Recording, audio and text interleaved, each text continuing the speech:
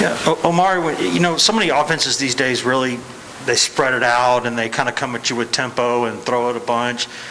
When you go up against a team like a Kentucky that kind of plays a little more old school and just kind of runs it at you, as a defensive lineman, do you enjoy that? I would say it's better to go against a team like that because it slows the game down for you because we're so used to practicing against the tempo, playing against tempo teams this season. So I would say that it's all right, but it still allows us. I would say it might be an advantage towards us because it still allows us to just focus on the little details and just look at something in formations before we actually get lined up and play a snap.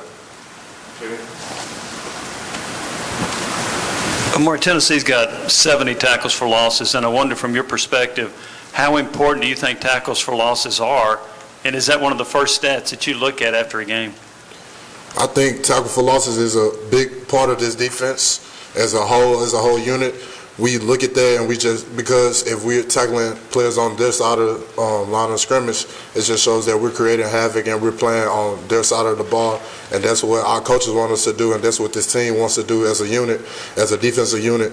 And I think it's just a big accomplishment for us to have that number of tackles for loss, and we just have to keep improving throughout the rest of the season. Do you look at that stat after the game? Yes, they let us know those stats after the game, and it's just amazing that we have that, and we just got to keep improving. What has Rodney Garner meant to you in your game, and what's the biggest area of your game that you've seen improve this year? For me, Coach Garner, I would say he's just pushing me to play with a better pad level and play just a better pad level and just more vertical off the ball. And I think that's something, like I said before, he's pushed me since spring, and I think it's improving. It's not where I want it to be, or it's not where he wants it to be, but it shows that it's improving. It shows that I'm working on it, and I think it's going to keep getting better. Mars, Matt Butler's playing at a pretty high level. Can you talk about some of the specifics and how he impacts his teammates, including you? Matt Butler, he's a real great teammate. He's always putting other players before himself. He's always looking to help others, just always, whether it's in practice, outside of practice, he's always looking to just help you be a better you. And I feel like Matt Butler is really showing up, and Matt Butler is keep doing big things. And it's just really been a great for me, just coming in, being able to, taking me under his wing. It was just really good. It's been really good for me. And I think he's going to keep improving and keep doing what he's doing. Patrick? Mark, kind of following up on that, Coach Banks said that Butler is a relentless worker. Have you kind of seen that, just the way he works and prepares during the week to play like he does on Saturday? And my bad, because you repeated, my bad. Yeah, Coach Banks, you're talking about how Matt Butler is just a relentless worker and talking about how what he does during the week shows up on Saturdays. As a younger player watching an older guy do that, does that kind of motivate you, or kind of what's your view on him? It's laying the ground for me as a younger player to keep that going on as he goes out. Just keep that going, and for whoever comes in after me. And it's just that's what Matt Butler. He's taking a big step, and he's always been a leader, and he's just taking another step as a leader this year as Coach Garner pushes him to a high level every day. And it's just Matt Butler's accepted the challenge, and he's not only proven to us in this building, but he's proven to everybody that he can really do it. And it's not all about football. He's just a great guy off the field as well, and he's just a great teammate. Any more? Ryan, is it back to Jimmy? Omari, you guys have done a pretty good job of shutting down opposing running backs in the running game this year. Why do you think you guys have done a better job of that this year? Is it as simple as just winning more one-on-one battles, or something scheme-wise, or mindset and approach, or what's gone into that? I would say it's just far as just playing vertical, playing on the other side of the line of scrimmage.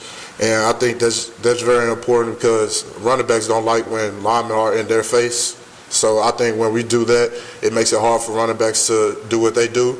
And I think we just got to keep improving on that, and we're not satisfied with what we have done so far, and we just want to keep improving over these next 4 games.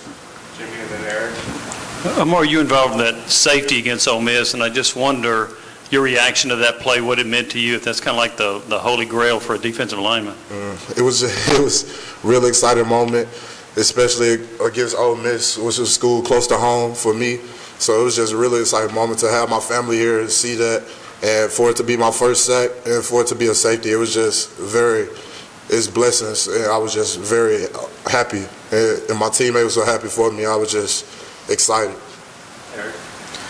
Yeah, I know you don't like to live in the past, but that Kentucky game last year, were there some lessons learned from that game, moving forward the rest of the season?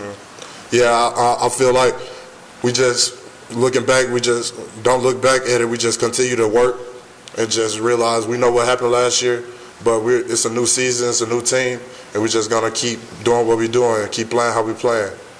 And being an in-state guy, does the Kentucky game, mean maybe a little bit more compared to other games? I feel like every game, every week is a big week. And I mean, it's a battle every week, and this is just another battle this upcoming weekend. We know it's going to be a really good test for us to show where we are, and we're ready to accept the challenge. Are there certain situations in games or against certain players, types of players, where you guys are not trying to play vertically and play more laterally along the line at all? Well, I mean, of course we have different schemes and stuff like that, but it's all about if you plan more horizontally, you still have to, if you play horizontal first, you still have to get vertical. So it's all, you playing vertical regardless if you step horizontal first or just vertical right off the snap.